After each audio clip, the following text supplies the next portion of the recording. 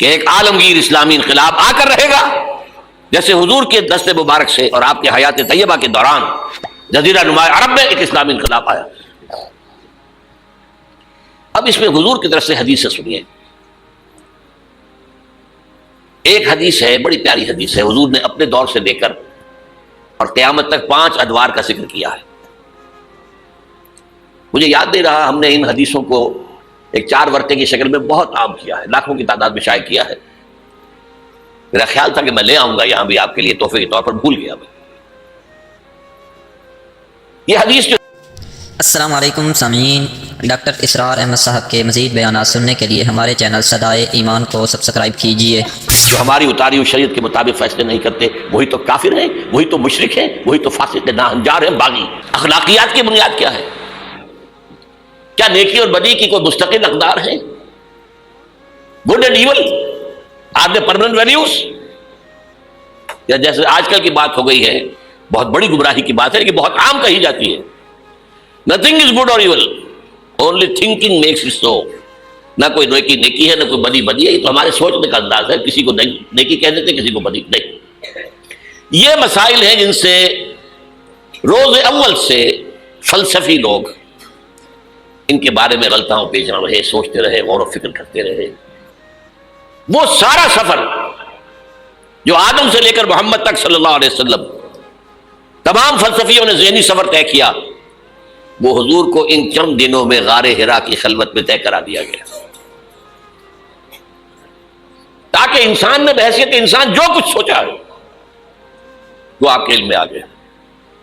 اس کے بعد اب اقرا بسم ربک الذی خلق، انسانی سوچ تو یہیں تک ہے، اب پڑھو اپنے رب کا نام لے کر جس نے تمہیں الگ سے پیدا کیا۔ اور اس کے بعد پھر 2 حکم آئے۔ اب یہ غور و فکر کا ایک دور تو ختم ہو گیا، فلسفیانہ غور و فکر تکمیل کو پہنچا، ایک دوسرا شروع ہوا۔ اب ایک فکر دامنگیر ہوا، یہ میرے اوپر کتنی بڑی ذمہ داری آ گئی ہے، یہ معاشرہ ٹھیک ہو سکتا ہے، یہاں امکان ہے اصلاح کا۔ اگر یہ ویڈیو آپ کو اچھی لگی ہے تو آپ کائنڈلی ریالٹی سپیک کو سبسکرائب کریں، ویڈیو کو لائک کریں اور کمنٹ میں جزاک اللہ لکھیں، تاکہ ہمیں اس طرح کے موٹیویشن ملتے رہیں اور ہم آپ کو اس طرح کی ویڈیو شیئر کرتے رہیں۔ جزاک اللہ خیر۔ خود قرآن نے کہا انا سنلقی علیک قولا ثقیلا، ہم آپ پر ایک بہت بھاری بوجھ ڈالنے والے ہیں۔ اب یہ فکر دامنگیر ہوئی، اس کے لیے غور کرتے رہتے تھے، سوچتے رہتے تھے، تو دونوں یہ صورتیں شروع ہوتی ہیں۔ اے نبی، اب یہ غور و فکر کا کام چھوڑیے، اب میدان میں آئیے، قبر کش لیجیے، یا ایھا المزمل قم یا ایھا المدثر قم، دونوں جگہ ایک ہی امر ہے، قم، کھڑے ہو جاؤ، قبر بستہ ہو جاؤ۔ لیکن عجیب بات ہے، میں 2 منٹ لے رہا ہوں اس پر، رات کو قبر کشوں کھڑے رہو ہمارے سیٹ میں،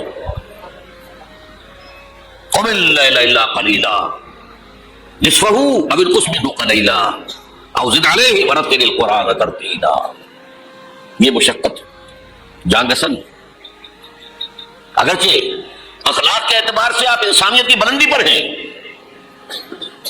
انک لعلی خلق عظیم، لیکن یہ بوجھ جو آپ پر آیا ہے نبوت اور رسالت کا، اس کے لیے آپ کو کچھ اور مشقت جھیلنے کے لیے تیاری کرنی ہوگی۔ ان ربک یعلم انک تقوم ادنی من ثلثی اللیل ونصفہ وثلثہ وطائفۃ من الذین معک۔ پھر اللہ نے بتایا نہیں، اللہ کے علم ہے نبی کہ آپ اور آپ کے ساتھیوں کی جماعت کھڑی رہتی ہے رات کو 2/3 رات، یا کم سے کم نصف یا تہائی ہے۔ یہ تو تھی وہ روحانی ایکسرسائز اور ترقی جو حضور اور صحابہ کرام سے کرائی گئی ہے آئندہ کے مراحل کے لیے۔ میدان میں آؤ تو کیا کرنا ہے؟ یا ایھا المدثر قم، قم کیا کرنا ہے دن میں؟ انذر، خبردار کرو انہیں۔ یہ بڑے بھلاوے میں آ گئے ہیں، دنیا نے انہیں ہم سے غافل کر دیا ہے، دنیا کی محبت میں آ کر یہ آخرت سے غافل ہو چکے ہیں۔ انہیں خبردار کیجئے، زندگی یہی زندگی نہیں ہے، مرنے کے بعد اٹھائے جاؤ گے، پورا حساب کتاب ہوگا زندگی بھر کا اعمال کا، اور اس کے بعد جزا ہوگی یا سزا ہوگی۔ وَإِنَّهَا لَجَنَّةٌ أَبَدًا وَلَنَارٌ أَبَدًا۔ یہ انذار ہے، خبردار کرنا ہے۔ تو حضور کے بے فعل جو آپ کا مشن ہے، اس میں شروع میں انذار غالب ہے، وہ تو اپنے کچھ لوگوں نے تسلیم کیا، کچھ لوگ ایمان لائے، کچھ لوگ قریب آئے، کچھ تربیت میں سے گزر رہے، انہیں بشارت دے دیتا ہوں تمہارے لیے بشارت ہے، سلام علیکم۔ یہاں تک کہا گیا ہے نبی یہ جو ہمارے مومن بندے آپ کے پاس آتے ہیں وقفز جناحک للمومنین، ذرا اپنے کندھوں کے ان کے سامنے جھکا کر رکھا کیجیے، ان پر شفقت کیجیے، ان سے محبت کے ساتھ پیش آئیے، یہ ہمارا تحفہ ہے آپ کے لیے، ہم نے انہیں چنا ہے آپ کے لیے، یہ آپ کے صحابی بنیں گے، انقلاب کے اندر یہی تو دست و بازو ہوں گے۔ ٹھیک ہے ان میں غلام بھی ہے، ان میں غریب بھی ہے، ان میں مزدور بھی ہے، لیکن یہی ہے جو تاریخ کے دھارے کا رخ موڑیں گے۔ پھر بشارت کا دور آیا ہے بعد میں، شروع میں تو انذار ہے۔ یا میرا جی چاہ رہا میں آپ کو حضور کا ایک خطبہ اور سنا دوں انذار ہی کے حوالے سے۔ جب آیت آئی کہ اب انذر عشیرتک الاقربین، اے نبی اب اپنے قریب کے رشتہ داروں کو خبردار کیجیے۔ یہ جو مشن شروع ہوا حضور کا، یہ ہمارے آج کے واعظوں کے مانند نہیں ہے کہ دنیا بھر میں واعظ کہتے پھرتے گھر والوں کی خبر ہی نہیں، اولاد کدھر جا رہی ہے اس کے بارے میں فکر نہیں ہے۔ واعظ بہت بڑے ہیں، چیریٹی بگنز ایٹ ہوم، سب سے پہلے دعوت دیجیے اپنے گھر والوں کو اور اپنے رشتہ داروں کو۔ وانذر عشیرتک الاقربین، تو حضور نے حکم دیا حضرت علی کو رضی اللہ تعالیٰ عنہ، علی ایک دعوت طعام کا بندوبست کرو اور سب بنی ہاشم کو بلا لو۔ بنو ہاشم میں جنب قریبی رشتہ دار، یہ آپ کو معلوم ہونا چاہیے کہ جیسے ہمارے ہاں ایک قبیلہ ہوتا وٹو قبیلہ، اب وٹو میں مانے کے، لالے کے، شامت کے یہ ہوتے نا، پھر انہیں خاندان ہوتے ہیں، وہ شاہ محمد تھا اس کی اولاد جو ہے وہ شامت کے ہو گئی، لالا کوئی ہوگا لالے کے ہو گئے، مانے کے ہو گئے، لیکن ہے سب وٹو۔ اسی طرح اب مکے میں بسنے والے تھے سب قریش، کوئی وہ جو ہے بنو ہاشم، کوئی بنو امیہ، کوئی بنو عدی، کوئی بنو تیم، لیکن سب کے سب کام تھے قریش۔ اس میں ایک گھرانہ تھا جس سے حضور تھے وہ بنو ہاشم تھے، تو اقربین کہا نا اپنے قریبی رشتہ داروں کو، کھانا کھلایا، اس کے بعد آپ کھڑے ہوئے، ابو لہب نے تاڑ لیا کہ ابھی ہمارے سامنے اپنی دعوت رکھیں گے، وہ تو چونکہ ایک دیوار بیچ کا پڑوسی تھا اور دشمن تھا، چگا چچا ہونے کے باوجود بدترین دشمن، اس نے شور مچایا، ہوٹنگ کی، اور کسی نے بات نہیں سنی اور یہ کوشش ناکام ہو گئی۔ چند دن کا بیچا دے کر آپ نے صلی اللہ علیہ وسلم پھر کہا علی دوبارہ ذرا کھانے کا اہتمام کرو، پھر بلایا، پھر کھانا کھلایا۔ میں کہا کرتا ہوں کہ آپ کو شرم آ گئی ہوگی کہ 2 دفعہ روٹی کھا لی ہے تو کم سے کم ان کی بات تو سن لو۔ یہ خطبہ جو دیا ہے حضور نے صلی اللہ علیہ وسلم، عظیم ترین خطبہ، جامع ترین خطبہ، لیکن مجھے عجیب ہے، یہ محسوس ہوتا ہے کہ ہمارے ہاں احادیث کی کتب میں میرے علم کی حد تک یہ موجود نہیں ہے۔ مجھے یہ خطبہ ملا ہے نہج البلاغہ سے، یہ اہل تشیع کی جو اہم ترین کتاب سمجھ لیجیے، حضرت علی کے خطوط، خطبات، حضور کی حضرت علی کے اشعار، بحیثیت خلیفہ جو آپ کے فرامین، یہ سب جمع کیے گئے نہج البلاغہ، اس میں یہ خطبہ، اس میں ایک چیپٹر ہے خطبات نبوی، اس میں یہ پہلا خطبہ ہے۔ ایک ایک لفظ جو ہے حکمت کا موتی ہے۔ آپ کھڑے ہوئے، ان الرائد لا یکذب اہلہ، دیکھو لوگوں، کسی قافلے کا رہنما کبھی اپنے قافلے والوں کو دھوکہ نہیں دیا کرتا۔ کیا بتایا کہ میں اس قافلہ انسانیت کا رہنما بنا کر بھیجا گیا، واللہ لو کذبت الناس جميعا ما کذبتکم ولو غررت الناس جميعا ما غررتکم، خدا کی قسم میں پوری دنیا سے جھوٹ بول سکتا بالفرض تو تم سے تو کبھی نہ بولتا، یو آر مائی کیتن کنگ، اور اگر میں پوری دنیا کو دھوکہ دے سکتا بالفرض تو تمہیں تو کبھی نہ دیتا۔ یہ تمہید ہو گئی، 3 جملے۔ چوتھے جملے میں ایمان باللہ، ایمان بالرسول دونوں آ گئے۔ واللہ الذی لا الہ الا ہو انی لرسول اللہ الیکم خاصۃ والی الناس کافۃ، قسم ہے اس اللہ کی اس کے سوا کوئی الہ نہیں ہے، توحید آ گئی، میں اللہ کا رسول ہوں تمہاری طرف خاص طور پر اور پوری دنیا کی طرف عام طور پر۔ اب جو جملے آ رہے ہیں وہ سارے انذار آخرت پر ہیں۔ واللہ لتموتن کما تنامون، خدا کی قسم تم سب پر موت آئے گی جیسے کہ روزانہ رات کو سو جاتے ہو، ثم لتبعثن کما تستيقظون، پھر ایک صبح ہوگی جب اٹھا لیے جاؤ گے جیسے کہ روزانہ صبح بیدار ہو جاتے ہو، وہ صبح قیامت بھی آئے گی۔ اور کبھی آپ نے نوٹ کیا بیداری کے وقت کی دعا مسنون کون سی ہے؟ الحمدللہ الذی احیانی بعدما اماتنی والیہ النشور. اصل اللہ کے حمد، اس کی تعریف، اس کا شکر، جس نے مجھے دوبارہ زندہ کر دیا اس کے بعد کہ مجھ پر بہت تاریخ ہو گئی تھی. جو شخص روزانہ صبح یہ الفاظ پڑھے گا، جب صبح قیامت کو اٹھے گا تو اس کی زبان پر یہ الفاظ آئیں گے کہ نہیں آئیں گے؟ الحمدللہ الذی احیانی بعدما اماتنی والیہ النشور. وَلَا تَمُوتُنَّ كَمَا تَنَامُونَ ثُمَّ لَتُبْعَثُنَّ كَمَا تَسْتَيْقِظُونَ ثُمَّ لَتُحْسَبُنَّ بِمَا تَعْمَلُونَ. پھر حساب کتاب لیا جائے گا جو کچھ تم کر رہے ہو اس کا. ثُمَّ لَتُجْزَوُنَّ، پھر لازماً جزا دی جائے گی بِالْإِحْسَانِ إِحْسَانًا وَبِالسُّوءِ سُوءًا، اچھائی کا اچھا بدلہ، برائی کی بری سزا. وَإِنَّهَا لَجَنَّةٌ وَبَدَا أَوْ لَنَارٌ وَبَدَا. اور وہ کیا ہے؟ یا ہمیشہ ہمیشہ کے لیے جنت اور یا ہمیشہ ہمیشہ کے لیے آگ.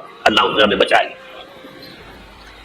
اب ذرا چند منٹ آپ کے لیے میں نے، اس کے بعد میں آپ کو بتا رہا ہوں کہ میں خوشخبری لے کر آیا ہوں. آپ نے اگر کہیں بینر وغیرہ دیکھے ہوں گے تو اس میں موضوع میرا کیا ہے؟ بعثت محمدی علی صاحب الصلاۃ والسلام، ایک عالمی انقلاب، عالمی اسلامی انقلاب کا پیش خیمہ. خوشخبری یہ ہے، ایک عالمی اسلامی انقلاب آ کر رہے گا. پوری دنیا پر اللہ کا دین غالب آ کر رہے گا. یہ خوشخبری ہے. اس خوشخبری کے لیے ایک تو قرآن مجید کے اندر احساسات کیا ہے. قرآن مجید میں نے آپ کو آیات میں نے بتائی، دو باتیں واضح کرتا ہے. هو الذی ارسل رسولہ بالہدی ودین الحق لیظہرہ علی الدین کلہ. یہ 3 دفعہ الفاظ آئے ہیں قرآن میں، سورہ توبہ، سورہ فتح، سورہ صف. ایک شوشے کا فرق نہیں، اور کسی رسول کے لیے یہ الفاظ نہیں آئے. یہ نوٹ کر لیجیے. میں شاید 2 سال پہلے یہاں آیا تھا تو میں نے تکمیل نبوت اور رسالت پر بات کی تھی. حضور پر نبوت صرف ختم نہیں ہوئی ہے، مکمل ہوئی ہے. اور آپ کی فضیلت کی بنیاد یہ ہے کہ مکمل ہوئی ہے. محض ختم نبوت میں فضیلت کا پہلو کون سا ہے؟ ایک چیز پہلے تھی اب نہیں ہے، فضیلت کا ہی ہے. سوچ رہے ہیں؟ کامل ہوئی نبوت، کامل ہوئی رسالت. یہ تکمیل نبوت اور رسالت، یہ اساس ہے فضیلت محمدی کی صلی اللہ علیہ وسلم. نبوت کا کمال کیا ہے؟ ہدایت کامل ہو گئی قرآن میں، اسی لیے اس کی حفاظت کا ذمہ اللہ نے لیا. تورات کا تو نہیں لیا، حالانکہ قرآن کہتا ہے انا انزلنا التوراۃ فیہا ھدی ونور. تورات بھی ہم نے نازل کی تھی، اس میں ہدایت بھی تھی، نور بھی تھا. ابھی ہدایت کامل نہیں تھی، ابھی انٹرم پیریڈ کے لیے ہدایات تھی. یہ 10 کمانڈمنٹس، یہ مشہور ہدایات. نمبر 2، دین حق غالب ہوا، کامل ہوا. الیوم اکملت لکم دینکم واتممت علیکم نعمتی ورضیت لکم الاسلام دینا. تکمیل ہدایت قرآن میں، تکمیل نظام حق دین حق میں. تکمیل رسالت آپ نے صرف دین حق کی تبلیغ نہیں کی، اس کو قائم کر کے دکھایا ہے. اور تکمیل رسالت آپ پہلے اور آخری رسول ہیں اللہ کے، جو پوری نوع انسانی کے لیے بھیجے گئے. پہلے ہر رسول اپنی قوم کی طرف آتا تھا. وَإِلَىٰ عَادٍ أَخَاهُمْ هُودًا وَإِلَىٰ ثَمُودَ أَخَاهُمْ صَالِحًا وَإِلَىٰ مَدْيَنَ أَخَاهُمْ شُعَيْبًا إِنَّا أَرْسَلْنَا نُوحًا إِلَىٰ قَوْمِهِ. حضرت مسیح بھی رسولاً إِلَىٰ بنی اسرائیل، پوری نوع انسانی کے لیے نہیں آئے تھے. واحد اللہ کے رسول پہلے اور آخری وہ محمد ہے صلی اللہ علیہ وسلم، جو پوری نوع انسانی کے لیے بھیجے گئے. اس کے لیے میں نے آپ کو یہ 5 مقامات پر آیا قرآن میں، الفاظ مختلف ہیں. وہ بات وہ تینوں ایک جگہ پر، ایک ہی الفاظ میں آئے، تینوں 3 جگہ پر. یہ ذرا مختلف ہے. وما ارسلناک الا کافۃ للناس بشیرا ونذیرا. ہم نے نہیں بھیجا ہے نبی آپ کو مگر تمام انسانوں کے لیے بشیر اور نذیر بنا کر. وما ارسلناک الا رحمۃ للعالمین. اور نہیں بھیجا ہے آپ کو مگر تمام جہانوں کے لیے رحمت بنا کر.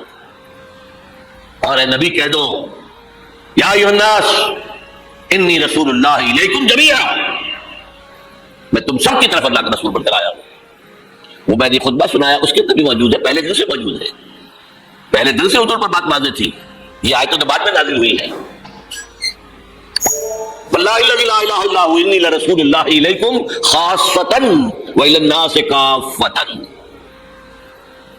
اب نتیجہ نکالیے اس کا صغرا کبرا. حضور کو بھیجا دین کے غلبے کے لیے، بھیجا پوری نوع انسانی کے لیے. تو تو جب تک پوری نوع انسانی پر اللہ کا دین غالب نہ ہو، کیا حضور کا مقصد بعثت مکمل ہو گیا؟ جزیرہ نما عرب پر اللہ کا دین غالب ہو گیا، عربوں کی حد تک دین کی تبلیغ مکمل ہو گئی۔ اگر تو آپ صرف عربوں کے لیے آئے ہوتے تو آپ کا کام پورا ہو گیا تھا۔ آپ آئے پوری نوع انسانی کے لیے، پوری دنیا کے لیے۔ تو پھر اقبال کے نظم سنیے، وقت فرصت ہے کہاں، کام ابھی باقی ہے، نور توحید کا اتمام ابھی باقی ہے۔ تو پوری دنیا جب تک اس نور توحید سے جگمگا نہ اٹھے، پوری دنیا جب تک نور رسالت سے منور نہ ہو جائے، اس وقت تک وقت فرصت ہے کہاں، کام ابھی باقی ہے۔ اور کیا ہو سکتا ہے کہ دنیا ختم ہو جائے اور حضور کی بعثت کا مقصد مکمل نہ ہو؟ ناممکن۔ تو قرآن سے ثابت ہوا کہ ایک عالمگیر اسلامی انقلاب آ کر رہے گا، جیسے حضور کے دست مبارک سے اور آپ کے حیات طیبہ کے دوران جزیرہ نما عرب میں ایک اسلامی انقلاب آیا۔ اب اس میں حضور کی طرف سے حدیث سے سنیے۔ ایک حدیث ہے، بڑی پیاری حدیث ہے، حضور نے اپنے دور سے لے کر اور قیامت تک 5 ادوار کا ذکر کیا ہے۔ مجھے یاد نہیں رہا، ہم نے ان حدیثوں کو ایک 4 ورقے کی شکل میں بہت عام کیا ہے، لاکھوں کی تعداد میں شائع کیا ہے۔ میرا خیال تھا کہ میں لے آؤں گا یہاں بھی آپ کے لیے تحفے کے طور پر، بھول گیا بھی۔ یہ حدیث جو ہے حضرت نعمان بن بشیر سے ہے رضی اللہ تعالیٰ عنہ، اور مسند احمد بن حنبل میں ہے رحمۃ اللہ علیہ۔ حضرت نعمان بن بشیر فرماتے، حضور نے ارشاد فرمایا، تکون النبوۃ فیکم ما شاء اللہ ان تکون، لوگوں دیکھو نبوت تمہارے مابین رہے گی جب تک اللہ چاہے گا کہ رہے۔ ثم یرفع اللہ اذا شاء یرفعها، پھر جب اللہ چاہے گا اسے اٹھا لے گا۔ کیا مطلب؟ میں رہوں گا تمہارے مابین جب تک اللہ چاہے گا، پھر جب اللہ مجھے اپنے پاس بلا لے گا، میری وفات ہو جائے گی تو دور نبوت ختم ہو جائے گا۔ ثم تکون خلافۃ علی منہاج النبوۃ، پھر ایک دور ہوگا خلافت، لیکن نبوت کے نقش قدم پر، بالکل نقش قدم پر، ڈٹو کاربن کاپی، کوئی فرق نہیں ہوگا، بال برابر نہیں۔ اس کو ہم کہتے ہیں خلافت راشدہ۔ حدیث میں ہے خلافت علی منہاج النبوۃ، فتکون ما شاء اللہ تکون، وہ بھی رہے گا جب تک اللہ چاہے گا۔ ثم یرفع اللہ اذا شاء یرفع، جب اللہ چاہے گا اسے بھی اٹھا لے گا۔ پھر تیسرا دور آئے گا، ثم یکون ملکا عاضا، پھر ایک کاٹ کھانے والی ملوکیت کا دور آئے گا، بادشاہت، ملوکیت کاٹ کھانے والی ثانی۔ یہ دور ملوکیت ہے۔ بنو امیہ، بنو عباس، یہ خلفاء نہیں تھے، بادشاہ تھے، یہ ملوکیت تھی۔ واقعہ کربلا کب ہوا؟ انہی کے دور میں ہوا نا۔ واقعہ ہررا کب ہوا؟ انہی کے دور میں ہوا۔ 3 دن تک مدینے کو تباہ کر دیا گیا فوجیوں پر، لوٹو جس کو چاہو، ریپ کرو جسے چاہو، مدینہ۔ یہ ہماری تاریخ کے واقعات ہیں۔ پھر سینکڑوں تابعین کو شہید کیا حجاج بن یوسف نے۔ یہ ہماری تاریخ ہے کہ نہیں؟ حضور خبر دے رہے ہیں، ملکن عاضم، کاٹنے والی کٹکھنی ملوکیت کا دور آئے گا۔ فرمایا یہ بھی رہے گا جب تک اللہ چاہے گا، پھر اللہ جب چاہے گا یہ دور بھی ختم ہو جائے گا۔ ثم تکون ملکن جبریا، پھر ایک اور بادشاہت ہوگی جس میں غلامی ہوگی۔ کیا مطلب؟ یہ پہلی ملوکیت مسلمانوں کی تو تھی، کلمہ گو تو تھے، جھوٹے تھے یا سچے تھے، کلمہ گو تو تھے، اچھا برے بھی تھے تو اچھے بھی تھے، بہت اچھے اچھے لوگ بھی پیدا ہوئے۔ بادشاہوں میں بھی جو مثالیں مسلمان بادشاہوں کی ہیں اچھے لوگوں کی، آپ کو دنیا میں نہیں ملیں گی۔ لیکن اس کے بعد کون سا دور آیا؟ ہماری اب ملکہ کون تھی؟ ملکہ وکٹوریا۔ اب یہ ملوکیت جمع غلامی، کہیں پر برطانیہ، کہیں پر فرانس، کہیں پر اٹلی، کہیں پر اسپین، پورا عالم اسلام، کولونیلزم جسے آپ کہتے ہیں، یورپی استعمار جسے آپ کہتے ہیں، ملکن جبرین۔ لیکن جو خوشخبری ہے وہ کیا ہے؟ ثم تکون خلافۃ علی منہاج النبوۃ، پھر اس کے بعد دور آئے گا خلافت علی منہاج النبوۃ کا۔ یہ خوشخبری ہے۔ آج تاریخ کا قافلہ کہاں کھڑا ہے؟ نوٹ کر لیجئے۔ وہ ملکن جبرین براہ راست ختم ہو چکی ہے. انگریز گیا، فرانسیسی گئے، بلندیزی گئے، ڈچ گئے، اسپینیئرز گئے، اطالوی گئے، سب گئے. عالم اسلام آزاد ہو گیا نا. لیکن بائی پراکسی انہی کی حکومت جاری ہے ابھی. انہی کے ذہنی غلام، انہی کے تہذیبی شاگرد، انہی کے غلام، انہی کے ایجنٹ آج پورے عالم اسلام پر حکمران. صرف یہ کہ پہلے وہ براہ راست حکومت کر رہے تھے، اب بائی پراکسی کر رہے ہیں. اپنے دور میں تعلیم دے کر ایسے لوگ پیدا کر گئے جن کی چمڑیاں تو کالی رہ گئی، اندر سے یورپین ہو گئے. اور بیچاروں نے یہی کہا تھا ہم جو نظام تعلیم یہاں بنا رہے ہیں اس کے نتیجے میں ہندوستان کے لوگوں کی چمڑی کی رنگت تو نہیں بدلے گی لیکن اندر سے وہ بالکل بدل جائے گا. انہی کے غلام ہے، انہی کی تہذیب، انہی کی اوریانی، انہی کی بے حیائی، انہی کی بے شرمی. یہ دور انٹرم پیریڈ ہے. چوتھا دور ختم ہوا ہے، پانچواں آیا نہیں ہے، لیکن پانچواں زیادہ دور نہیں ہے. یہ دور آئے گا. پہلی بات تو یہ کہ آئے گا، اس میں میں نے قرآن سے بھی ثابت کر دیا، حدیث سے بھی ثابت کر دیا. اس میں جو شک کرے میرے نزدیک اس کے ایمان میں شک ہے. اچھا اب جب آئے گا تو کس شان سے آئے گا؟ اب جب آئے گا گلوبل ہوگا. ویسے بھی اب دنیا گلوبلائز ہو چکی ہے. آج تو آپ کہتے ہیں دنیا کیا ہے؟ Global village. اب جو نظام بھی آؤں گا گلوبل ہوگا. اب اس میں دو حدیثیں آپ سن لیجئے. اب جب خلافت اللہ منہاج النبوت آئے گی تو کسی ایک علاقے کے اندر محدود نہیں ہوگی. حضرت ثوبان رضی اللہ تعالیٰ عنہ حضور کے ایک غلام تھے جنہیں آپ نے آزاد کر دیا تھا. انہیں عربی میں کہتے مولا. ان ثوبان مولا رسول اللہ صلی اللہ علیہ وسلم. انہی کے ذہنی غلام، انہی کے تہذیبی شاگرد، انہی کے غلام، انہی کے ایجنٹ آج پورے عالم اسلام پر حکمران. صرف یہ کہ پہلے وہ براہ راست حکومت کر رہے تھے، اب بائی پراکسی کر رہے ہیں. اپنے دور میں تعلیم دے کر ایسے لوگ پیدا کر گئے جن کی چمڑیاں تو کالی رہ گئی، اندر سے یورپین ہو گئے. اور بیچاروں نے یہی کہا تھا ہم جو نظام تعلیم یہاں بنا رہے ہیں اس کے نتیجے میں ہندوستان کے لوگوں کی چمڑی کی رنگت تو نہیں بدلے گی لیکن اندر سے وہ بالکل بدل جائے گا. انہی کے غلام ہے، انہی کی تہذیب، انہی کی اوریانی، انہی کی بے حیائی، انہی کی بے شرمی. یہ دور انٹرم پیریڈ ہے. چوتھا دور ختم ہوا ہے، پانچواں آیا نہیں ہے، لیکن پانچواں زیادہ دور نہیں ہے. یہ دور آئے گا. پہلی بات تو یہ کہ آئے گا.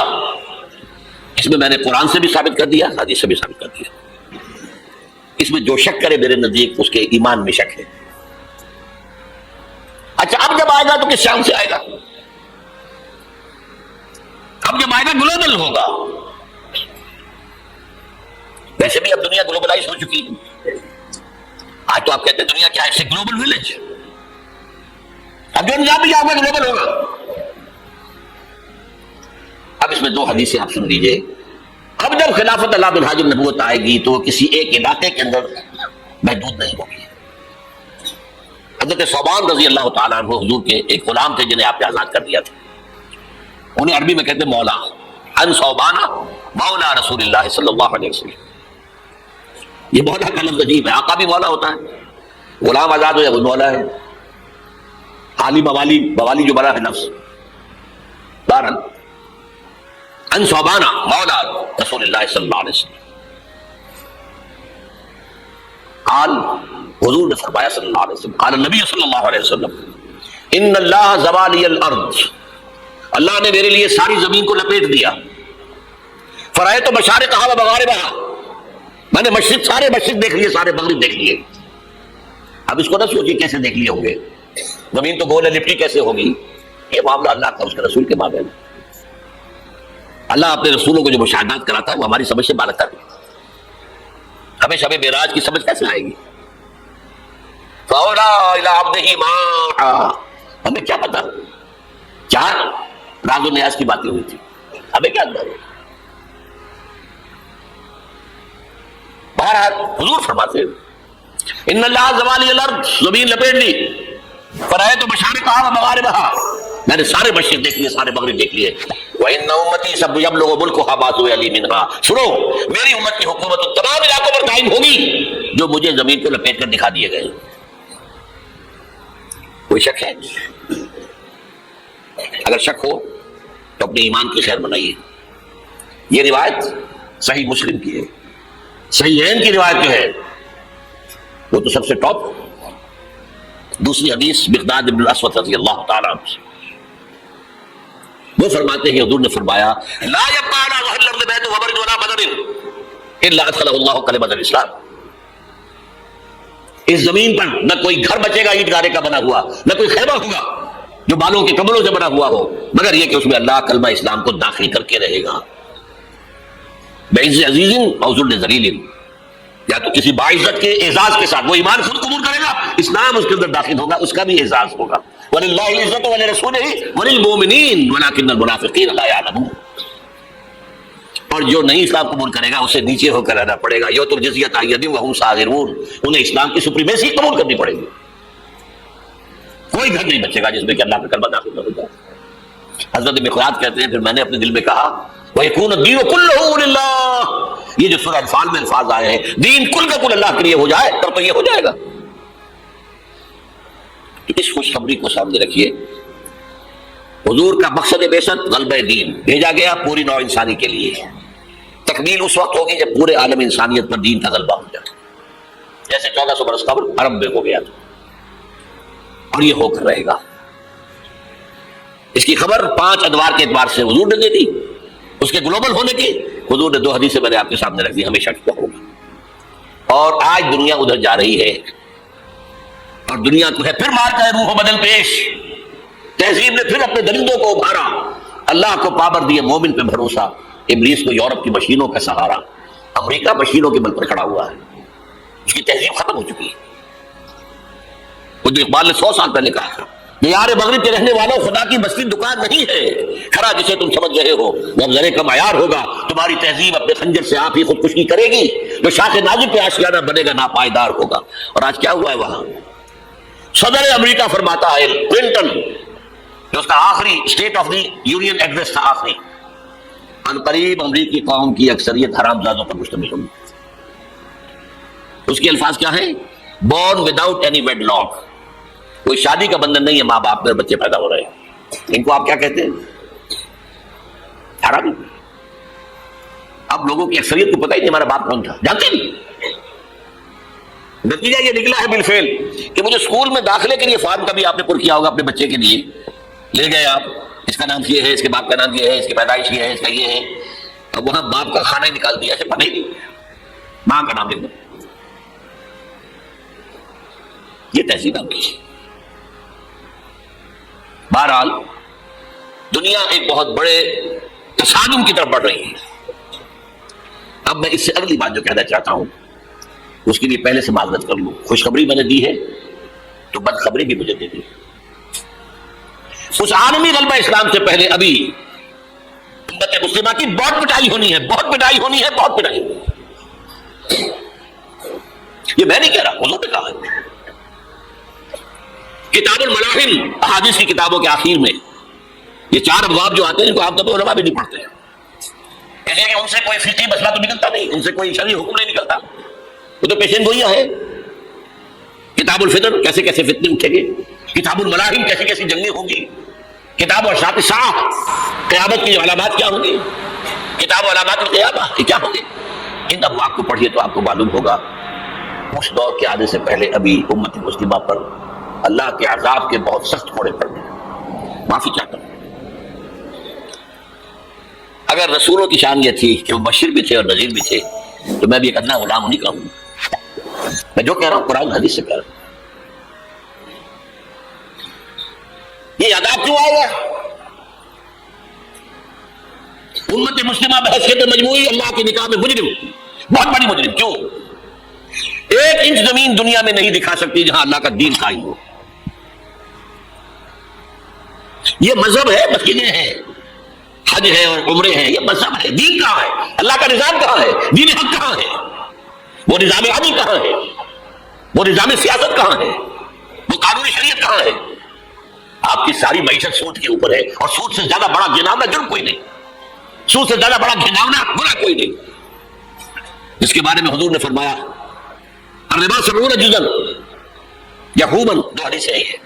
ربا کے 70 حصے ہیں، یہ 70 گناہ ہیں، 70 گناہ ہیں، جن میں چھوٹے بھی ہیں بڑے بھی ہیں، 70 گناہ۔ ایسا معاملہ سب سے چھوٹا اس کے مساوی ہے ان کہ الرجل امہ، کہ کوئی شخص اپنی ماں سے زنا کرے۔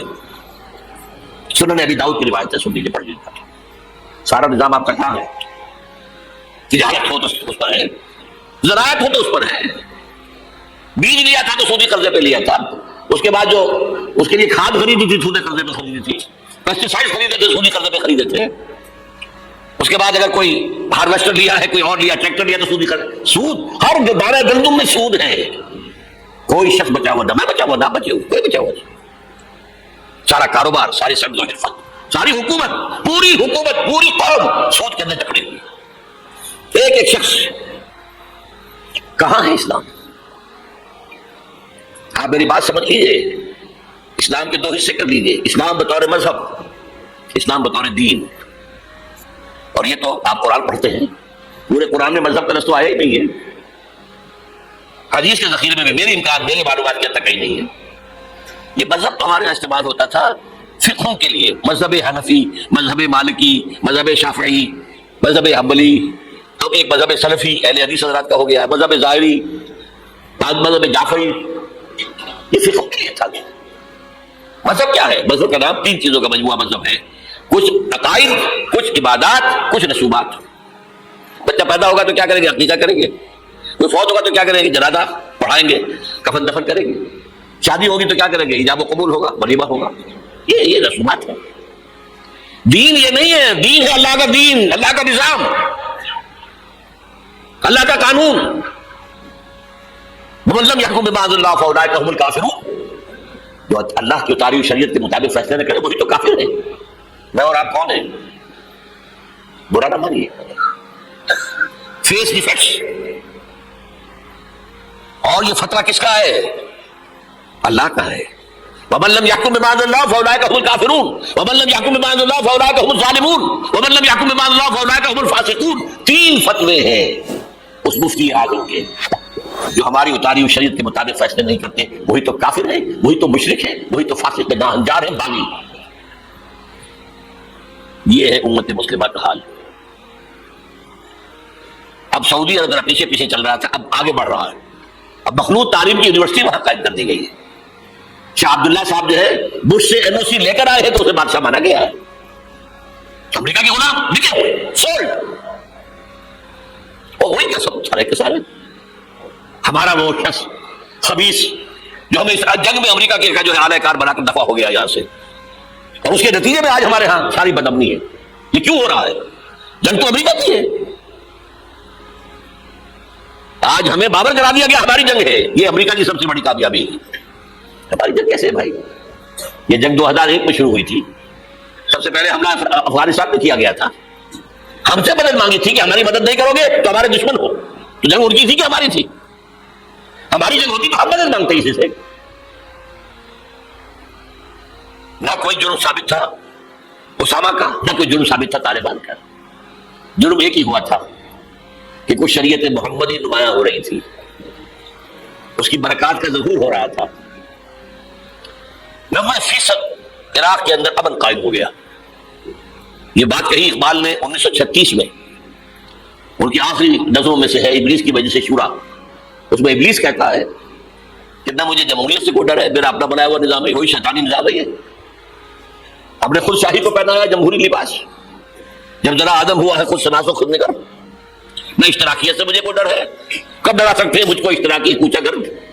یہ پریشان روزگار آشفتہ باز آشفتہ ہوں ہے، اگر کوئی ڈر خطر مجھ کو تو اس امت سے ہے، اس کی خاکستر میں ہے اب تک شرارے آرزو،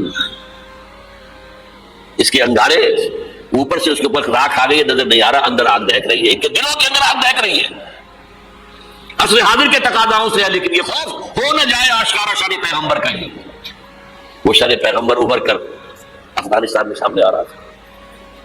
بلینز آف ڈالرز جو ہے امریکہ دیتا ہے، افغانستان میں افیون کی کاشت بند نہیں ہوتی، اور ملا عمر کا ایک حکم اور کاشت زیرو ہوگی۔ انہوں نے کہا یہ تو ہمارے انتہائی بڑا خطرہ ہے، یہ نظام اگر ظاہر ہو گیا دنیا پر، اگر یہ ابھی کلی ہے کھل گئی پھول بن گئی تو کیا ہوگا؟ یہ شیطنت ختم ہو جائے گی۔ اس لیے تہس نہس کیا افغانستان، وہ جنگ ہے.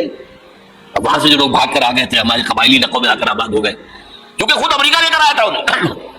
جب روسیا کے خلاف جنگ ہو رہی تھی تو جہاد جہاد جہاد کا غلغلہ بلند کر کے یہ اسامہ بن لادن خود امریکہ کا ایجنٹ تھا اس وقت. عمر عبد الرحمان امریکہ کا ایجنٹ تھا. ایک اور اپنا ایجنٹ کس کام کے لیے تھے؟ عبداللہ اعظم.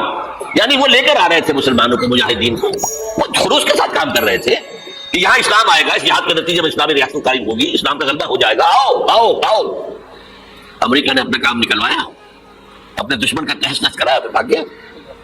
اور اب ان کے خلاف اور ہمارے لوگوں نے پکڑ پکڑ کر روک دیے، پیسے کمائے، ارب ڈالر لیے ہیں. ایک ایک کی سر کی قیمت کہاں گئی؟ وہ جو آئی تھی کہاں گئی؟ وہ واپس امریکی بینکوں میں پہنچ چکی. یہ طوفان ہے اس وقت جو ہمارے سر پر کھڑا ہے. تو میں نے کیا بات کہی ہے نوٹ کر لیجئے. ہم بحیثیت مجموعی اللہ کے مجرم ہیں، باغی ہیں. کیوں؟ ہم نے کلونیلزم سے آزاد ہونے کے بعد، جب تک انگریز تھا ہم کیا کریں، ہم تو مجبور ہیں. کہیں فرانسیسیوں کی حکومت تھی، کہیں ولندیزیوں کی تھی، کہیں ہسپانویوں کی تھی، کہیں اطالویوں کی تھی. کیا کریں؟ جب وہ سارا پردہ ہٹا دیا، کسی ملک نے قرآن کو اپنا امام نہیں بنایا، اللہ کی طرف رخ نہیں کیا. کسی نے رخ کیا ماسکو کی طرف، جمال عبد الناصر ہو یا وہ جو شام کا ہوتا تھا حافظ الاسد، ان کا کدھر تھا قبلہ؟ ماسکو. اور یا باقی سب کا واشنگٹن. اب مجرم ہے. اب ان مجرموں میں بھی ایک ذرا تجزیہ کرنا پڑے گا، کون زیادہ بڑا مجرم ہے. یہ جو ہماری کوئی 150 ارب 150 کروڑ 1.5 ارب مسلمان ہیں، ان کا تجزیہ کر لیجیے. 30 کروڑ کے قریب عرب ہیں. یہ امیین جن کا حضور نے کہا کہ تمہاری طرف خاص طور پر بھیجا گیا ہوں، انی لرسول اللہ الیکم خاصۃ. ان کو کتنا بڑا مقام ملا کہ محمد ان میں سے تھے صلی اللہ علیہ وسلم. یہ رتبہ بلند ملا جس کو ہاشمی تھے کہ نہیں تھے، کرشی تھے کہ نہیں تھے. اور نمبر 2، ان کی زبان میں اللہ کا کلام ہے. ہم تو کیسے پڑھیں اللہ کا کلام؟ عربی سیکھیں، گرامر سیکھیں، گردانے رٹے، چٹائی توڑ تعلیم حاصل کریں تو قرآن پڑھیں نا. ان کی تو مادری زبان میں ہے. پھر انہوں نے امام نہیں بنایا تو سب سے بڑے مجرم وہ ہے. باقی جو 120 کروڑ ہیں ان میں نمبر 2 ٹاپ کا مجرم مسلمانوں میں پاکستان ہے. وائی تم نے ایک ملک کی تقسیم کرائی، ہم سے دعائیں کی تھی کہ اللہ انگریز کی غلامی سے نکال کر ہمیں ہندو کی غلامی محمد دے دے، اللہ ہمیں ایک آزاد ملک دے دے، علیحدہ ملک دے دے، اللہ تیرے دین کا بول بالا کریں گے، تیرے دین کے نمونہ دکھائیں گے دنیا کو. یہ علامہ اقبال کا خواب تھا جو 1930 میں انہوں نے دیکھا تھا. ایک تو یہ کہ ہندوستان کے شمال مغرب میں ایک آزاد اسلامی ریاست قائم ہوگی، آزاد مسلمان ریاست. وہ تو 17 سال کے بعد ہو گئی، 37 کا خطبہ تھا، 47 میں قائم ہو گئی. دوسرا یہ کہ اگر ایسا ہو گیا تو ہمیں موقع مل جائے گا کہ اسلام کے چہرے پر جو داغ دھبے عرب ملوکیت، عرب امپیریلزم، شہنشاہیت کے دور میں آ گئے تھے، اب دنیا تو دیکھتی ہے نا بنو امیہ کا دور کیسا تھا. آخر ہماری تاریخی کا داغ ہے نا. واقعہ کربلا کس کا داغ ہے؟ واقعہ ہرا کس کی تاریخ کا داغ ہے؟ ہمارے چہرے کا داغ ہے نا. تاریخ تو ہماری ہے. ہم یہ چہرے پر اسلام کے چہرے سے یہ داغ دھبے دھو کر اصل اسلام اور اس کا عہد حاضر کے تقاضوں کے مطابق ایک نظام قائم کر کے دنیا کو دکھائیں گے. ایک مثال ہوگی. اور قائد اعظم نے کہا تھا یہ ایک روشنی کا مینار ہوگا. But we went back upon our promise. ہم نے اللہ سے وعدہ، اللہ نے کہا ٹھیک ہے لو. سورہ اعراف میں ذکر ہے حضرت موسیٰ کی آمد کے بعد کہا تھا بنی اسرائیل نے، اے موسیٰ ہم پر تو تمہارے آنے سے پہلے بھی ظلم ہو رہا تھا اور تمہارے آنے کے بعد بھی ہو رہا ہے، تمہارے آنے سے ہمیں تو کوئی حاصل ہوا نہیں. سورہ اعراف میں ان کا قول ہے عصا ربکم ان یہلک عدوکم ویستخلفکم فی الارض فینظر کیف تعملون. قریب ہے کہ تمہارا رب تمہارے دشمن کو ہلاک کر دے، فرعون اور لاؤ لشکر کو غرق کرے، تمہیں دنیا میں حکومت دے، پھر دیکھے گا تم کیا کرتے ہو. اللہ نے ہمارے دشمن کو قتل کیا ہے. گاندھی کے لیے یہ موت سے کم بات نہیں تھی، کانگریس کے لیے یہ موت سے کم بات نہیں تھی. بھارت ماتا کے ٹکڑے کچھ ہی دنوں پہلے گاندھی نے کہا تھا میری لاش کے اوپر پاکستان بن سکتا ہے، بنا کیسے بن گیا؟ تو اللہ کا فیصلہ ہے. یہ معجزہ تھا. رمضان المبارک کی 27ویں شب کو نازل ہوا ہے. جو رات نزول قرآن کی ہے وہی رات نزول پاکستان کی ہے. معجزہ تھا. لیکن تم نے تو محل بنائے ہیں، تم نے دنیا بنائی ہے، تم نے موٹر وے بنا لی ہے، ہمارا دین کہاں ہے؟ ہمارا دین کہاں ہے؟ تو نمبر 2 مجرم ہم، باقی نمبر 3 پہ جائیں گے۔ اب نوٹ کر لیجئے، یہ کتابیں اگر آپ پڑھنا چاہیں تو کتاب الملاحم میں پڑھیے۔ بدترین عذاب عربوں پر آیا کھڑا ہے، سروں پر چڑھا ہوا ہے، بدترین۔ ایسی جنگ ہونی ہے الملحمۃ العظمیٰ، جس کو کہ میں بھی آپ کو گواہی پیش کر دوں گا، جسے کہا گیا ہے لاسٹ کروسیڈ۔ بش نے بھی کروسیڈ کا لفظ بول دیا تھا، پھر واپس لیا اس نے۔ نکل جاتی ہے جس کے منہ سے سچی بات مستی میں، فقیہ مصلحت بھی سے اور ہندے بادہ خار، اچھا کروسیڈ کہہ کر پھر واپس لیا۔ یہ کروسیڈ، اس کے اوپر جس قدر نقصان ہونا ہے عربوں کا، گریٹر اسرائیل بنے گا، عراق، شام، اردن، سعودی عرب کا کچھ شمالی علاقہ، ترکی کا جنوبی علاقہ، مصر کا سرائے سینا، اور اس کے ساتھ ہی جو بہترین اس کا زرخیز ترین علاقہ ڈیلٹا آف نائل، یہ سب یہودیوں کے قبضے میں جائیں گے۔ اس کو حدیث میں کہا گیا الملحمۃ العظمیٰ۔ عیسائی 80 علم لے کر مسلمانوں تم پر حملہ آور ہوں گے، اور ہر علم کے نیچے 12,000 فوج ہوگی، 9.5 لاکھ فوج۔ یہ نیٹو کی تیاری کس کے لیے ہو رہی ہے؟ جب USSR کا خاتمہ ہوا تو پوچھا گیا تھا نیٹو چیف سے، اب کس لیے؟ تمہارا وہ دشمن تو ختم ہو گیا، اب ہمیں اسلامک فنڈامنٹلزم سے نمٹنا ہے۔ وہ جانتے ہیں خطرہ یہی ہے، اب اسلام ابھر سکتا ہے، مسلمانوں کے سینوں کے اندر وہ آگ ہے، اوپر خاکستر آ گیا ہے، تمہیں اٹھانا بیٹھنا، یہ اندر تو انگارا ہے، اوپر سے راکھ ہے، اسے دھوکہ میں کھا جانا ان کے دلوں کے اندر۔ اور بش نے کہا تھا مسلمان چاہتے ہیں کہ ہسپانیہ سے لے کر انڈونیشیا تک نظام خلافت قائم کریں، اور میں حیران ہوا تھا کہ اس کم وقت کو ہسپانیہ کا خیال کیسے آ گیا؟ ہمیں تو کبھی آتا ہی نہیں، اب ہم تو بھول گئے، وہ تو 500 برس پرانی بات ہے جب کہ وہاں سے ہمیں نکال دیا گیا تھا۔ اگرچہ اقبال نے کہا تھا ہے عرض فلسطین پہ یہودی کا اگر حق، ہسپانیہ پر حق نہیں کیوں اہل عرب کا؟ ہسپانیہ میں تو 800 سال حکومت کی مسلمانوں نے، اور ابھی 500 برس سے گزرے ہیں نا۔ یہودی تو عرض مقدس سے 2000 سال نکالے گئے، انہیں نہ کیا بات کیا گیا، عربوں کے سینے میں خنجر بھونک دیا گیا۔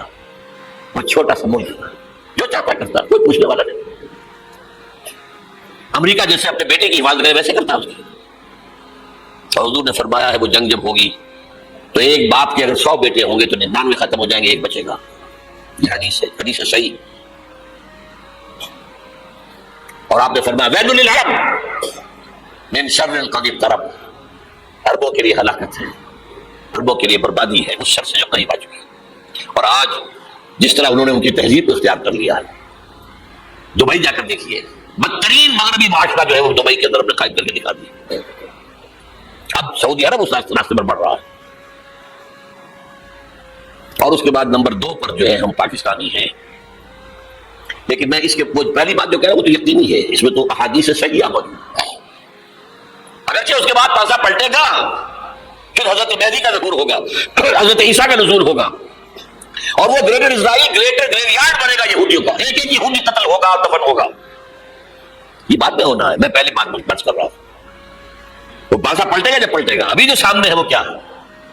جسے ملحمۃ العظمیٰ کہا حضور نے، جسے آرمگیڈون کہتے ہیں عیسائی۔ آرمگیڈون کی اگر کہیں جا کر آپ دیکھیں گے، آپ ڈکشنری میں مانی کہ کیا لکھا ہے؟ A very big war which will be fought between the forces of evil and good before the end of this world۔ اس دنیا کے خاتمے سے پہلے خیر اور شر کی قوتوں کے درمیان بہت بڑی جنگ ہوگی، ارمجدون اسے کہتے ہیں عربی میں، اور آرمگیڈون اسے کہتے ہیں انگریزی کے اندر۔ اور یہ بائبل کی آخری کتاب کے اندر ہے، جو اس میں کہ مکاشفات یوحنا، ریویلیشنز آف سینٹ جان۔ یہ تو میں کہہ رہا ہوں یقین کے ساتھ، زیادہ دور نہیں آیا چلتا ہوں، اس لیے کہ یہودیوں کا اور عیسائی جو کنزرویٹوز ہیں، نیو کنزرویٹوز، ان کا 5 نکاتی ایجنڈا ہے متفق علیہ، جس کے تحت یہ جنگ صلیبی شروع کی گئی ہے۔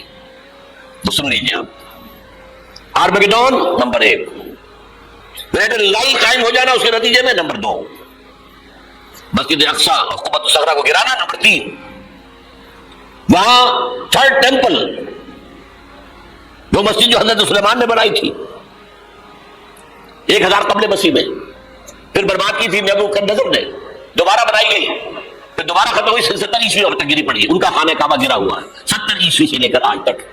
ایک دیوار ہے ویلنگ وال، جہاں جاتے ہیں، روتے ہیں، پیٹتے ہیں، باتیں کرتے ہیں، وہاں وہ بنے گا تھرڈ ٹیمپل۔ اور نمبر 4، اس میں لا کر رکھا جائے گا تخت حضرت داؤد کا۔ یہ تخت کہاں ہے اس وقت؟ یہ لندن شریف کے اندر جو ان کی پارلیمنٹ کا جو چرچ ہے، ویسٹ منسٹر ایبے، اس میں رکھا ہوا ہے۔ ایک پتھر تھا جس پر بٹھا کر حضرت داؤد کی تاج پوشی ہوئی، پھر حضرت سلیمان کی ہوئی، پھر وہ پتھر رکھ دیا گیا جب حضرت سلیمان نے بنایا ہیکل مسجد اقصیٰ، باہر آ وہ ہر بادشاہ جو تھا یہودی اسی کے اوپر بٹھا کر اس کی تاج پوشی ہوتی تھی۔ سن 70 میں ٹائٹس نے گرایا اسے ہیکل کو، وہ پتھر لے گیا، وہاں سے روم گیا، روم سے آئرلینڈ گیا، آئرلینڈ سے اسکاٹ لینڈ آیا، اسکاٹ لینڈ سے انگلینڈ آیا، اور اب وہ رکھا ہوا ہے 14ویں صدی عیسوی سے آج تک۔ وہ ویسٹ منسٹر ایبے میں رکھا ہوا ہے، ایک کرسی کی سیٹ میں اسے بنا دیا گیا ہے تخت کی شکل میں۔ اب انگریزوں میں کوئی ملکہ ہو، کوئی بادشاہ ہو جس کی بھی تاج پوشی ہونے اس میں ہوتی ہے، یہ لا کر رکھا جائے گا تھرڈ ٹیمپل میں۔ اور اس پر یہودیوں کے خیال کے مطابق ان کا مسیحا آئے گا جو مسیح دجال ہوگا، عیسائیوں کے خیال کے مطابق حضرت عیسیٰ آئیں گے، وہ ہمارا بھی خیال حضرت عیسیٰ آئیں گے علیہ الصلوۃ والسلام۔ بہرحال یہ تو بات کی بات ہے نا، اس وقت جو عرض کر رہا ہوں، عربوں پر بہت بڑا عذاب، اور پاکستان کا معاملہ البتہ یہ ہے، میں یقین سے نہیں کہہ سکتا، ہینگنگ ان دی بیلنس، ہو سکتا ہے اللہ تعالیٰ ہم پر رحم فرمائے، ہو سکتا ہے اگرچہ اسی کو شرائط ہوگی۔ چمن کے مالک اگر بنا لے موافق اپنا شعار، اب بھی چمن میں آ سکتی ہے پلٹ کر چمن سے روٹھی بہار، اب بھی ہو سکتی ہے۔ اور یہ بھی ہو سکتا ہے کہ اللہ تعالیٰ نے معجزانہ طور پر ہمیں ملک دیا، ہم نے اللہ سے بدعہدی کی، وعدہ خلافی کی، غداری کی، لہذا سزا دی جائے اور ہم سے یہ ملک چھین لیا جائے۔ اٹس جسٹ پاسبل، دور نہ سمجھے، اسے قانونی بات نہ سمجھے۔ جو گھیراؤ ہو رہا ہے آپ کے مغرب میں نیٹو فورسز اور مشرق میں بھارت فورس اور بھارتی فورسز گدھوں کی طرح بیٹھے ہوئے انتظار کر رہے ہیں پاکستان اور ڈسٹیبلائز ہو جائے، یہاں اور بدامنی ہو جائے۔ اب لاہور میں پھر آج دھماکے ہو گئے ہیں، 2 دن پہلے کا دھماکہ میں سہ کے آیا ہوا ہوں، آپ کے سامنے بیٹھا ہوں، وہ جانے بچی ہیں جو ہماری اکیڈمی کا حشر ہوا، میں آپ کو نہیں بتا سکتا یہ سارا کیوں ہو رہا ہے، تاکہ یہاں بدامنی ہو جائے اور ہمیں جواز مل جائے، مغرب سے نیٹو فورسز داخل ہو جائیں، مشرق سے بھارتی فورسز آ جائیں، اور ہمارے ایٹمی دانت توڑ کر اور پھر ہمیں بھارت کے سامنے ڈال دیا جائے، نو ڈو ایز یو لائک۔ یہ ان کا نقشہ ہے، ہوگا کیا وہ اللہ جانتا ہے، ہوگا وہ جو اللہ چاہے، لیکن اللہ کا چاہنا جو ہے وہ کس پر منحصر ہے؟ یہاں انقلاب برپا کرو، یہاں اسلام لاؤ، اگر دھندوں میں لگے رہو گے تو وہ خود بخود نہیں آ جائے گا انقلاب۔ صحابہ نے جانیں دی تھی، کتنی تکلیفیں اٹھائی تھی، 12 برس تک مکی دور کے اندر با نشہ درویشی در ساز و دمادم زن جو پختہ شبی خدرا بر سلطنت جب سن۔ یوم طائف یاد ہے جو حضرت عائشہ فرماتی ہے کہ میں نے پوچھا تھا حضور سے کہ یوم احد سے زیادہ سختی بھی آپ پر کبھی آئی؟ یوم احد پر کیا ہوا تھا؟ تلوار کا وار پڑا تھا آپ کا چہرہ مبارک، یہ جو رخسار کی ہڈی ہے اس کے اندر وار گیا ہے، اوپر خود کی 2 کڑیاں تھیں وہ اس میں گھس گئی، 2 دندان مبارک شہید ہوئے۔ وہ خود کی کڑیاں ایک صحابی نے اپنے دانتوں سے پکڑ کر کھینچنے کی کوشش کی، دانت نکل گئے، وہ نہیں نکلی، کیا جتن کر کے نکالی گئی ہوگی تو خون کا فوارہ، اتنا خون گیا ہے کہ آپ بے ہوش ہو گئے، گر گئے، اور مشہور یہ ہو گیا کہ آپ کا انتقال ہو گیا، شہادت ہو گئی۔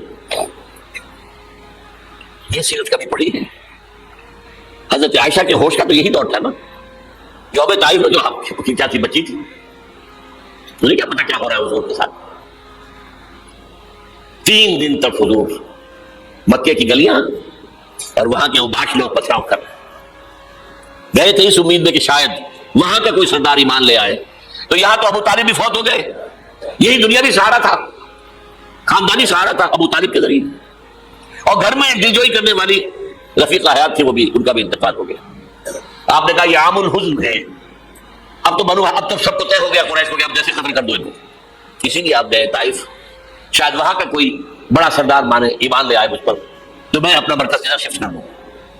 تینوں سے ملے ہیں، تینوں نے وہ جواب دیے، نکل جاؤ یہاں سے، میں تمہارے ساتھ بات نہیں کرنے کو تیار نہیں ہوں۔ اچھا تمہارے سوا کوئی نہیں ملا تھا آپ کو نبی بنا کے بھیجنے کے لیے؟ دیکھو جاؤ، میں بات نہیں کرنا چاہتا، ہو سکتا ہے میں بے عزتی کر بیٹھوں، واقعی تم اللہ کے نبی ہو تو میں مارا جاؤں گا، جاؤ جاؤ جاؤ۔ یہ سلوک محبت کے ساتھ ہوا. اور پھر چھوکروں کو اسٹریٹ ارچنز جنہیں آپ کہتے ہیں، اشارہ کیا خبر لو ان کی پتھراؤ ہو رہا ہے. ساتھ میں ایک آدمی صرف زید ابن حارثہ. اب سامنے سے پتھر آ رہے ہیں تو حضرت زید آگے آ جاتے ہیں، ڈھال بنتے ہیں، مجھے لگے پتھر حضور کو رہے، اب پیچھے سے آ رہے ہیں. چاروں طرف سے تو ڈھال نہیں بن سکتا جسم ڈھو لو. ہاں خون جا کر جوتیوں میں جم گیا ہے، جوتی اتر نہیں رہی. پھر وہاں سے باپ سے پہلے دعا مانگی ہے، اللہم الیک اشکو ضعف قوتی وقلۃ حیلتی وہوانی علی الناس. اللہ تیری جناب میں فریاد لے کر آیا ہوں اپنی قوت کی کمی کا، اپنے وسائل کی کمی کا، اور جو ذلت و خواری ہو رہی ہے لوگوں کے سامنے. الا ملتقرونی، مجھے کس کے حوالے کر دیا؟ الا بھائی نہیں، یہ تو جہاں نہیں، یہ میرے اوپر ہجوم کر کے آ جائے، حملہ کریں، اور عدو من لگتا ہمرے، یہ دشمن کے حوالے میرا معاملہ کیا جو چاہے کرتے وہ. لیکن پھر ابدیت غالب آتی ہے. ان لم یکن علی غضبک فلا ابالی. اللہ اگر تو ناراض نہیں ہے تو مجھے کوئی پرواہ نہیں. سر تہذیب خم ہے جو مزاج یاد میں آئے. مجھے اندیشہ یہ ہے کہ تو ناراض تو نہیں ہو گیا. یہ تکلیفیں جھیلنی ہے. سینکڑوں صحابہ نے جانوں کا نذرانہ پیش کیا ہے. احزاب کی جنگ میں فاقوں پر فاقے ہو رہے تھے، اور ان فاقوں کی حالت میں خندق کھودنے کا حکم ملا ہے.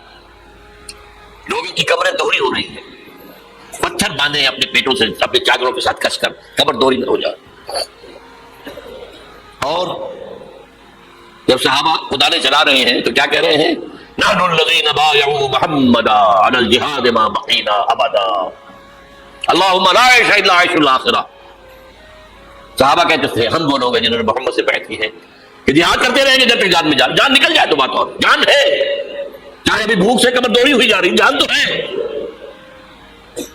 اور ایک دفعہ کہتے تھے اللہم لا عیش الا عیش الاخرہ، لا عیش زندگی تو آخرت کی زندگی ہے. اور حضور فرماتے تھے، حضور کے بیٹھے ہوئے نہیں تھے، گاؤں کیا لگا کر پتھر اٹھا کر خندق میں سے لے جا کے باہر پھینک رہے تھے. جب صحابہ کہتے ہیں اللہم لا عیش الا عیش الاخرہ، حضور فرما رہے ہیں فاغفر للانصار والمہاجرہ، اے اللہ ان انصار والمہاجرین کی مغفرت فرما دے. پھر حضور کی خدمت میں کچھ لوگ آئے، حضور اب یہ فاقہ ناقابل برداشت ہو گیا، دیکھیے ہم نے یہ پتھر باندھے ہوئے اپنے پیٹوں کے ساتھ. حضور نے کرتا اٹھا کر دکھایا، وہاں 2 پتھر بندھے ہوئے. یہ ہے سیرت النبی. آپ کس چیز کو سیرت النبی سمجھتے ہیں؟ بہرحال اس موضوع پر میری ایک کتاب ہے منہج انقلاب نبوی، انقلاب کیسے آیا تھا. اگر دل میں ذرا بھی آرزو پیدا ہو گئی ہو کہ اللہ قبول کر لے مجھے بھی، مجھے قبول کر لے اس کام کے لیے، تو وہ کتاب آپ کے لیے مسٹ ہوگی اس کا پڑھنا. وہ جو ہمارے مکتبے نے شائع کی ہوئی ہے اچھے سفید کاغذ پر، وہ تو 200 روپے کی ہے، لیکن ہمارے تنظیم کے طرف سے تاکہ کم استطاعت والے لوگ بھی استفادہ کر سکے، وہ 70 روپے کی قیمت، شاید وہ 50 ہی میں آپ کو مل جائے. وہ یہاں مل جائے گی، بات پڑھیے خدا کے لیے. وہ سیرت اس میں آپ کو ملے گی. سیرت ان جلوسوں میں نہیں ہے، سیرت ان درود کی محفلوں میں نہیں ہے، سیرت ان نعتوں کے اندر نہیں ہے. کہاں ہے؟ کسی نے یہ واقعات آپ کو بتائے؟ منہج انقلاب نبوی. پھر 5 چھوٹی کتابوں کا ایک سیٹ میں آپ کے لیے بنا کر لے کر آیا ہوں. وہ بہت تھوڑی تعداد میں آج جمعے کے اندر لکھ گیا ہے، اکثر اس بہت تھوڑی تعداد میں رہ گیا. حب رسول کے تقاضے کیا ہے سوچا کبھی؟ ہمارے حضور سے تعلق کی بنیادیں کیا ہیں سوچا کبھی؟ رسول کامل 12 تقریریں میری ہیں جو پاکستان ٹیلی ویژن پر ہوئی تھی 1981 میں، ربیع الاول کے 12 دنوں میں ایک تقریر روز. یہ کتابیں باہر. اور آج کے دور میں خاص طور پر جہاد کسے کہتے ہیں؟ جہاد کی حقیقت کیا ہے؟ حقیقت جہاد.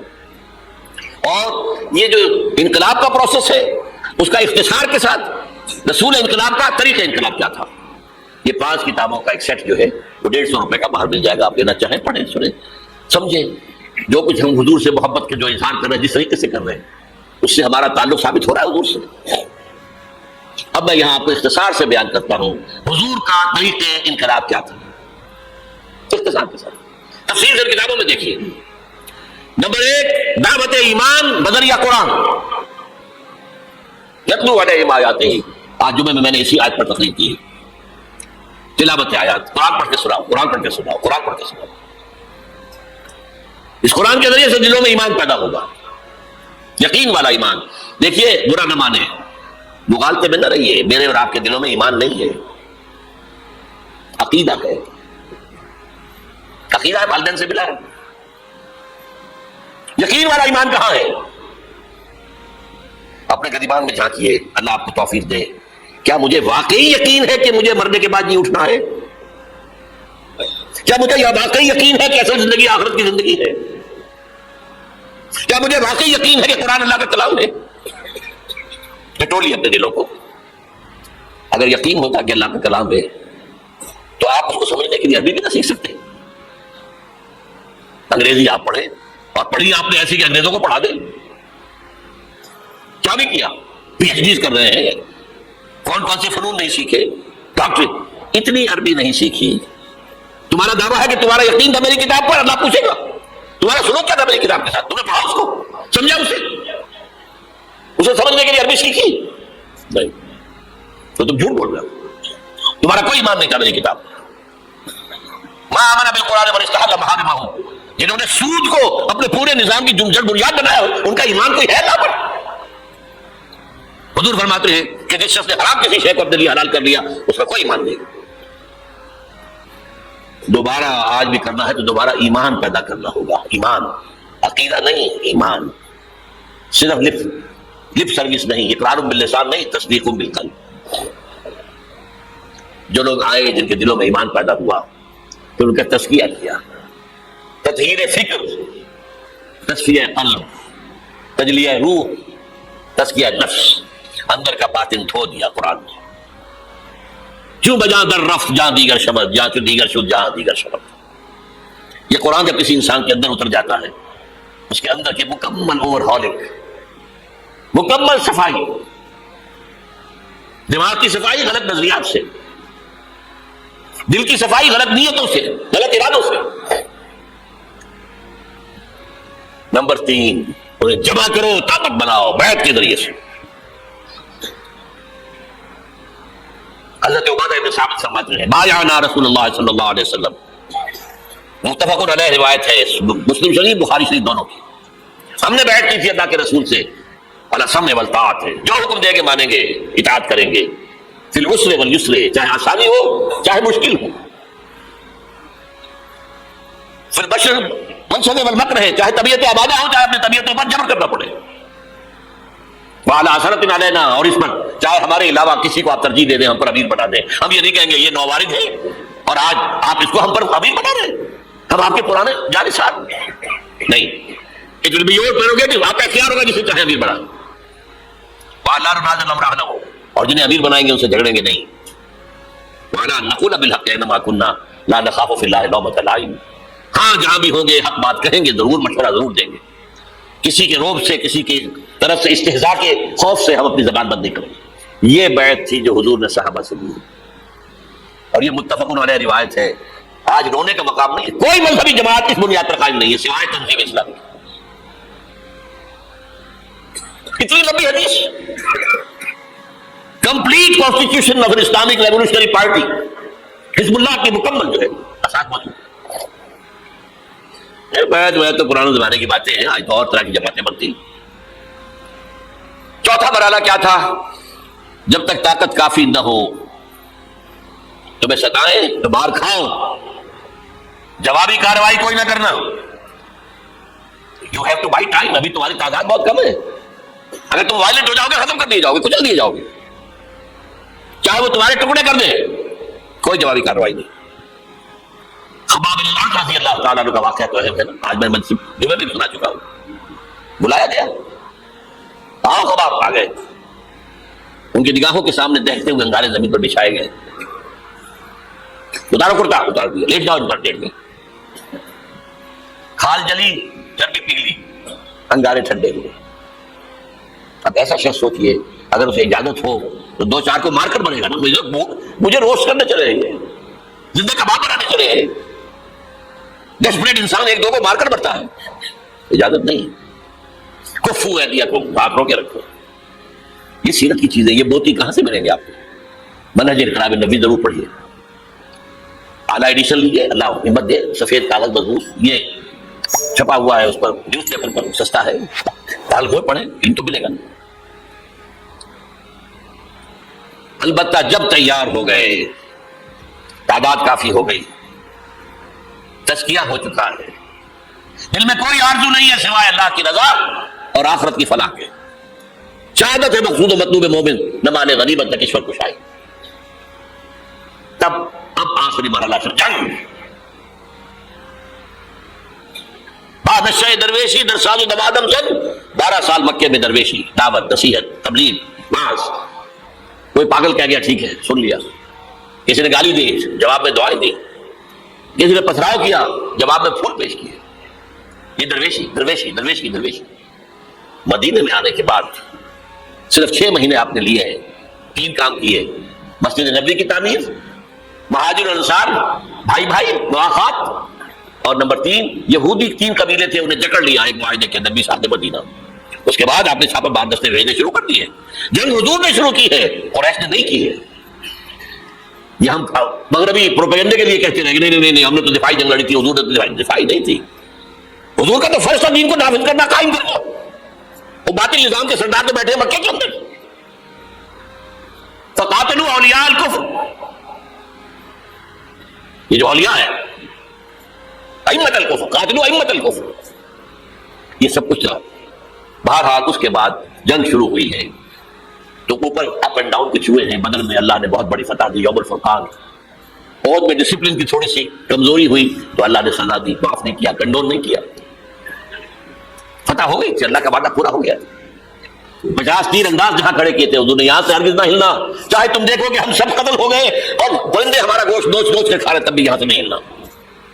لیکن وہاں کیا ہو گیا ڈفرنس آف اوپینین، کہ وہ تو حضور نے شکست کی صورت میں کہا تھا نا، یہ تو فتح ہوئی ہے۔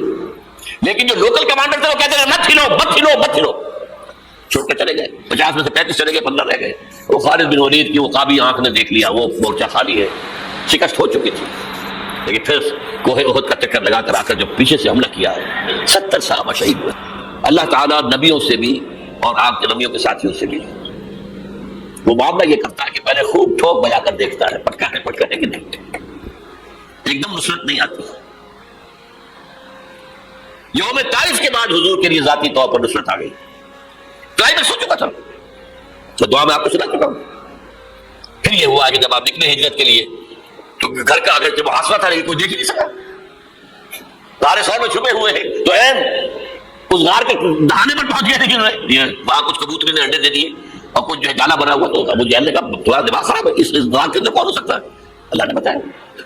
سراقہ آیا ہے پکڑنے کے لیے، اس کے گھوڑے کے پاؤں جو ہے وہ دھسے کئی دفعہ ریت کے اندر۔ پھر اللہ نے حضور کو اور غزوہ احزاب کے بعد امت کے لیے یہ کہہ دیا گیا وبشر المؤمنین بأخرى تحبونها نصر من اللہ وفتح قریب۔ اب تمہارا کلائمیکس جو تھا آزمائش کا وہ پورا ہو گیا۔ اب اللہ کی طرف سے خوشخبری سنا دو محمد ان کو صلی اللہ علیہ وسلم، اب فتح قریب ہے۔ سنا حدیبیہ فتح ہوئی، کو فتح قرار دیا۔ غزوہ خیبر میں اتنی بڑی جو ہے فتح ہوئی۔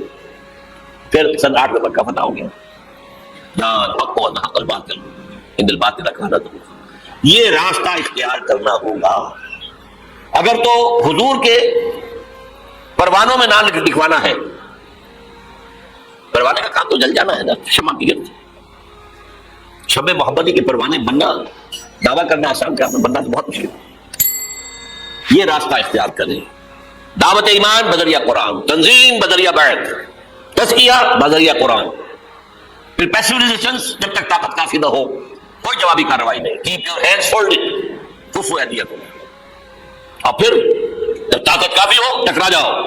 بادشاہ درویشی در ساز و دمادم زن جو پختہ شبی خدرا بر سلطنت جم زم، اب ٹکراؤ ٹکر۔ آج اس کا ایک بدل ہے، دو طرفہ جنگ کی بجائے یک طرفہ جنگ بھی آج چل رہی ہے دنیا کے اندر۔ اگر آپ کا تعداد کافی ہے، کمیٹڈ لوگ ہیں، جان دینے کو تیار ہیں، شہادت ہے مطلوب اور جماعت ہے، ڈسپلن ہے، تو آئیے میدان میں، بلاک کیجئے، گھیراؤ کیجئے، گولیاں چلے سینوں پر کھائیے، بالآخر فوج سرنڈر کرے گی۔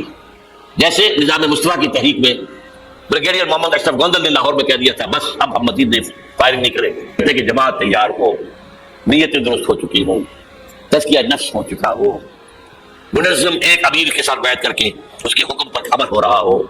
اگر یہ راستہ اختیار کریں، اللہ آپ کو توفیق دے، آپ کو ہمت دے، اور یہ اللہ پر احسان نہیں ہے۔ اگر اللہ آپ کو اس کے لیے قبول کریے تو اس کا احکام، اب اس کا اپنے اوپر احسان مانو۔ यमुन्नून अलैका अन अस्लमू कुल ला तमन्नू अलैया इस्लामकुम। नबी ये बद्दू आप पर एहसान कर रहे हैं कि अभी ईमान ले आए, इस्लाम ले आए, ऐसे कह दीजिए मेरे ऊपर अपना एहसान ना करो। बलिल्लाहु यमुन्नु अलैकुम अन हदाकुम लिल ईमान, अल्लाह का एहसान मानो कि उसने तुम्हें हिदायत दी है। मिन्नत बने कि खिदमत सुल्तान हमी कुनी, तुम बादशाह के ऊपर अपना एहसान ना करो कि तुम बादशाह की खिदमत कर रहे हो। मिन्नत सना सजू कि बखिदमत बेदाश्तत, उसका एहसान मानो कि उसने तुम्हें अपनी खिदमत के लिए कबूल कर लिया। शहंशाह अर्द व समा हमें कबूल कर ले, हमारा तन मन धन इसमें लग जाए, अल्लाह ताला शहादत की मौत दे दे, जिसके लिए हुजूर ने तमन्ना की है। पता नहीं आपको मालूम है कि नहीं, ऐसी जोरदार हदीस, लवज़िदतु अन उक़्तला फ़ी सबीलिल्लाह सुम्मा उहिया सुम्मा उक़्तला सुम्मा उहिया, मेरी बड़ी ख्वाहिश है कि मैं अल्लाह की राह में कत्ल हो जाऊं, फिर जिंदा किया जाऊं, फिर कत्ल किया जाऊं, फिर जिंदा किया जाऊं, फिर कत्ल किया जाऊं। लेकिन कानून है, रसूल कत्ल नहीं हो सकते। कतब अल्लाहु लअग़लिबन्ना अना व रसूली, रसूलों के बाद में अल्लाह का फैसला ये है, रसूल गालिब आके रहे। देखिए अगर तो यहाँ पर इस पाकिस्तान में इस तर्ज का काम आगे बढ़े तो भटक रहे लोग, ये बदनीयत नहीं है, रास्ता मालूम नहीं। लोग जो है अपनी जान हथेली पर रखकर मैदान में आ गए हैं, अब उनके खुलूस में क्या फेंके, लेकिन रास्ता मालूम होना बहुत जरूरी है। चिराग निशान राह दिखाते थे जो सितारों को, तरस गए हैं किसी मर्द राहदार के लिए, रास्ता दिखाने वाला नहीं है। ये रास्ता है, इस रास्ते पर गौर कीजिए, इस पर फिक्र कीजिए, सोचिए, जो मैंने चीजों का जिक्र किया उनका मुताला कीजिए, फिर अल्लाह हिम्मत दे आप भी लाहौर आइए, मुझसे बात कीजिए। अगर आपके ख्याल में मैंने कुछ चीज गलत लिखी है, गलत कही है, मुझे समझाइए, मैं आपका एहसान मत दूंगा। आए कोई लाहौर दूर तो नहीं है, आप छोटे से छोटे काम के लिए सुबह जाते शाम को आ जाते, अब तो आपके पास मोटरवे भी बहुत आसान बन गई है। लेकिन ये कि महज ये साल ब साल एक जलसा कर लेना, एक तकरीब मुनक़िद कर लेना, इससे तो कुछ नहीं होता। अस्सलाम वालेकुम सामीन, डॉक्टर इसरार अहमद साहब के मज़ीद बयान सुनने के लिए हमारे चैनल सदाए ईमान को सब्सक्राइब कीजिए।